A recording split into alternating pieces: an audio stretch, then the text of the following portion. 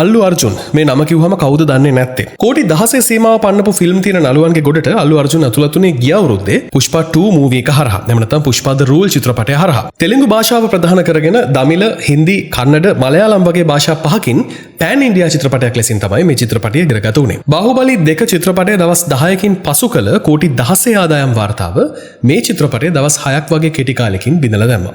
ඉන්දියානු චිත්‍රපටයක් පළමු දවසේදී ඉපයූ වැඩිම ආදායම උපයන්නත් මේ පුෂ්පා ද රූල් චිත්‍රපටය එහෙම නැත්නම් පුෂ්පා 2 මූවි එක සමත් වුණා.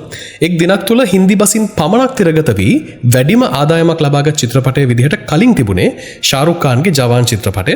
ඒ ඉන්දියානු රුපියල් කෝටි 65ක ආදායමක් ලබා ගනිමින් ඉතින් පළමු දවසේදීම ඉන්දියානු රුපියල් කෝටි 72ක ආදායමක් ලබා ගනිමින් පුෂ්පා චිත්‍රපටය අල්ලු අර්ජුන් රංගපෑමේ චිත්‍රපටය ඒ වාර්තාවත් බිඳලා දැම්මා.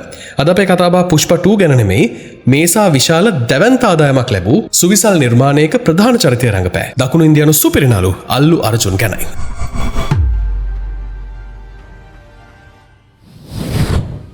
දකුණු ඉන්දියානු සිනමාවේ වර්තමාන අයිකොන් ස්ටාර් විදිහට විරුදාවලියලත් අල්ලු අර්ජුන්ගේ මේ ගමන සාමාන්‍ය නළුවෙකු අසාමාන්‍ය තරුවක් බවට පත් වූ අයුරු විදහා දක්වන එක්තරා විදිහක කතාවක් වගේ. 2026 වසරේ මේ වෙද්දී ඔහු ඉන්දියාවේ වැඩිම ගෙවීමක් ලබන වැඩිම මුදලක් අය කරන නළුවා විදිහට තමන්ගේ ස්ථානය තහවුරු කරගෙන අවසන්.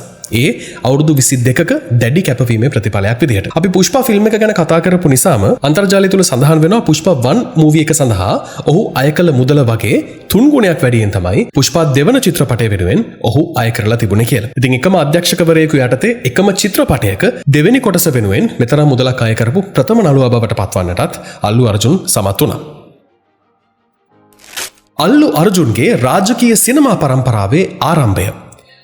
අල්ලු අර්ජුන් ඉපදුනේ 1982 වර්ෂයේ අප්‍රේල් 8 වෙනිදා. ඒ මද්‍රාස් දැන් කියන්නේ චෙන්නයි කියලා. ඉතින් චෙන්නයි නුවරදී තමයි ඔහු උපත ලැබුවේ. උපතින්ම සිනමා ලෝකයට උරුමකම් කියපු පුද්ගලයෙක් විදිහට තමයි අල්ලු අර්ජුන් හඳුන්වන්නේ. මොකද ඔහුගේ පියා ප්‍රකට නිෂ්පාදක අල්ලු අරවින්ද්, ඒ වගේම සීයා ප්‍රවීණ විකට නළුවෙකු වූ අල්ලු රාමලිංගය වුණා. ඒ වගේම තමයි තෙලුගු සිනමාවේ මෙගා ස්ටාර් චිරංජීවි ඔහුගේ මාමා වන අතරේ සුපිරි නළු රාම් චරන් ඔහුගේ ළඟම ඥාති සහෝදරයෙක් වෙන බවයි අන්තර්ජාලය තුල සඳහන් වෙන්නේ. කොහොම වුණත් ඔහුගේ ආරම්භය ඊටම නිහතමානී එහෙම නැත්නම් ටිකක් සයිලන්ට් විදිහට තමයි පටන් අරගෙන තියෙන්නේ. සිනමාවට පිවිසෙන්න කලින් ඔහු සජීවීකරණ ශිල්පියෙක් එහෙම නැත්නම් ඇනිමේටර් කෙනෙක් විදිහට තමයි සේවය කරලා තිබුණේ. ඔහුගේ ප්‍රථම මාසික වැටුප වෙලා තිබුණේ ඉන්දිය රුපියල් 3500ක් විතරයි කියලායි ඔහු කියන්නේ. ඒ වගේම ඔහු 2003 වර්ෂයේදී ගංගෝත්‍රි චිත්‍රපටයෙන් ප්‍රධාන නළුවෙකු විදිහට තමන්ගේ සිනමා ගමන මංගල ගමන ආරම්භ කරනවා. මේ චිත්‍රපටය සාර්ථක වුවත් ප්‍රේක්ෂකයින් ඔහුගේ පෙනුම සහ රංගනය දැඩි ලෙස විවේචනය කිරීමත් විශේෂත්වයක්. ඒ කාලේදී ඔහු මේ චිත්‍රපටයට ලබා ගත්තේ ඉන්දිය රුපියල් ලක්ෂ කිහිපයක් කියලායි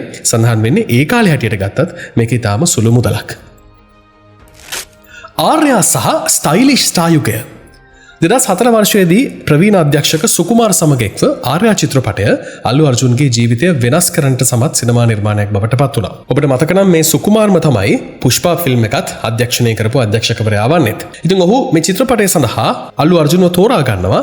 ඒ හරහා අල්ලු අර්ජුන් තමාගේම ස්ටයිල් එකක් සිනමාවට හඳුන්වා දෙනවා. ඊට පස්සේ තමයි ඔහු ස්ටයිලිෂ් ස්ටාර් විදිහට දකුණු ඉන්දියා සිනමාව ඇතුලේ ජනප්‍රිය වෙන්නට ගත්තේ. ඒකෙන් පස්සේ බනි 2005 වර්ෂයේ වගේම දේශමූදුරු 2007 වර්ෂයේ මේ වගේ චිත්‍රපට හරහා ඔහු තරුණ පරපුරේ ආකර්ෂණය දිනා ගන්නවා. විශේෂයෙන්ම දේශමුදුරු චිත්‍රපටය සඳහා ඔහු තමන්ගේ සිරුරේ මස්පිඩු මනාව සකස් කිරීම එවකට තෙලුගු සිනමාවේ පුවත් මවන ආරංචියක් බවට පත් වුණා කියලායි සඳහන් වෙන්නේ. මේකත් එක්කම ඔහුගේ වටිනාකම වැඩි වුණා.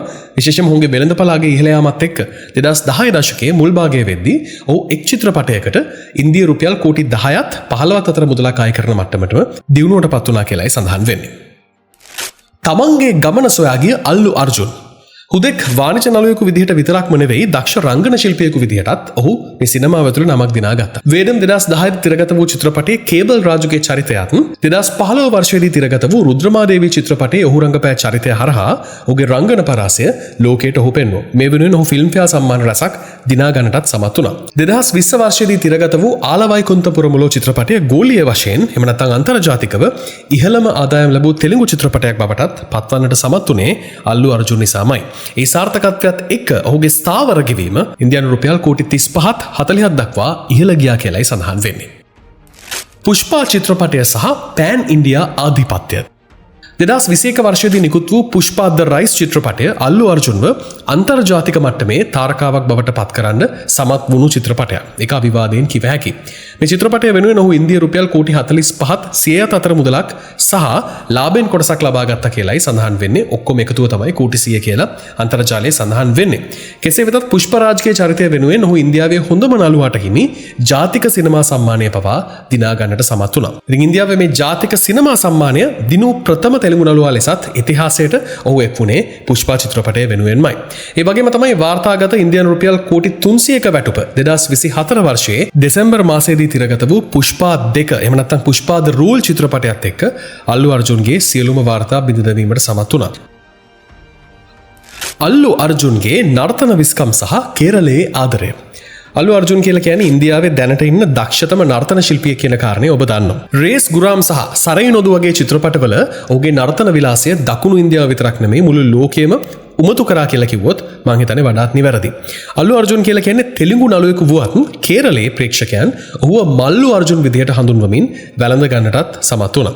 මේ විදිහට භාෂා සීමාවන් ඉක්මවා යාමත් එක්ක ඔහුගේ වෙළඳපළාගයත් සීග්‍රයෙන් ඉහළ යන්නට සමත් වුණේ ඔහුගේ රංග ප්‍රතිභාව සහ නර්තන ප්‍රතිභාව නිසාමයි. ඉතින් අවසාන වශයෙන් ගත්තොත් අද වෙද්දි 2026 වර්ෂයේදී අල්ලු අර්ජුන් තමන්ගේ ස්ථානය තහවුරු කරගෙන ඉවරයි. මෑතකදී තිරගත වුණු අපි අර කතා කරපු පුෂ්පා ද රූල් චිත්‍රපටය තමයි ඔහු රංගපෑ අවසන් චිත්‍රපටය බවට පත් වුණේ අන්තර්ජාතිකව කතාබහට ලක් වෙන. ඒ වගේම ඔහු ලබාගත් ගෙවීම පිළිබඳවත් බොහෝ දෙනෙක් අන්තර්ජාලය තුල කතාබහට ලක් කරා. මොකද ඔහු මේ චිත්‍රපටය වෙනුවෙන් ඉන්දියානු රුපියල් කෝටි 300ක අගයක් අය කරා කියලායි සඳහන් වුණේ. 2026 වර්ෂයේදී වාර්තා වෙන විදිහට ඔහු දැන් එක චිත්‍රපටයකට සාමාන්‍යයෙන් ඉන්දියානු රුපියල් කෝටි 125ත් 250ත් අතර ස්ථාවර මුදලක් අය කරනවා. ඊට අමතරව ලාභාංශත් එක්ක 1 කෝටි 300 400 සීමාවත් ඉක්මවා යනවා කියලායි සඳහන් වෙන්නේ. ඉතින් අවසාන වශයෙන් අල්ලු අර්ජුන්ගේ කතාව හුදෙක් මුදල් සහ ජනප්‍රියත්වය පිළිබඳ කතාවක් නෙමෙයි.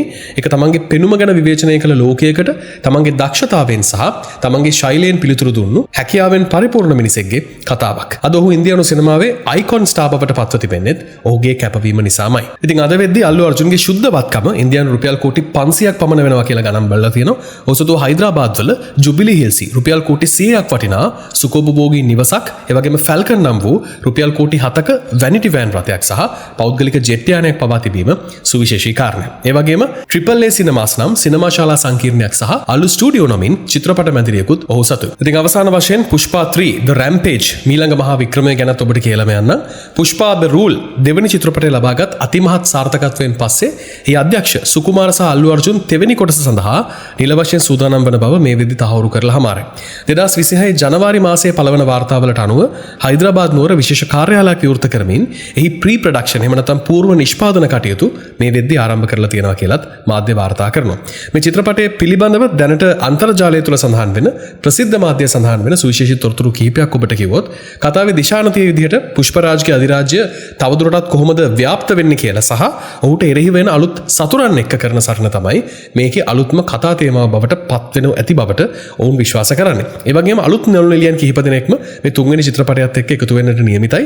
වඩාත්ම ආందోලනාත්මක ප්‍රවෘත්තිය තමයි විජයි දේවරකොන්දා මෙහි ප්‍රධාන දුෂ්ටයාගේ චරිතය නිරූපණය කිරීමට බොහෝ දුරට ඉඩ ඇති බව කියන කාරණය. ඒ වගේම බොලිවුඩ් සුපිරිතරුවක් වන සල්මාන් ખાන් සුල්තාන් නැමැති ප්‍රබල චරිතයකින් ආරාධිත රංගනයක යෙදෙනු ඇති බවටත් ප්‍රබල කටකතාවක් දකුණු ඉන්දියානු සිනමාව තුළ මේ වෙද්දී පැතිරලා යනවා. ඉතින් මේ සියලු තොරතුරු වෙනකන් අපි බලාගෙන ඉමු කොහොමද පුෂ්පා 3 මූවි එක ඉස්සරහට තිරගත වෙන්නේ කියලා.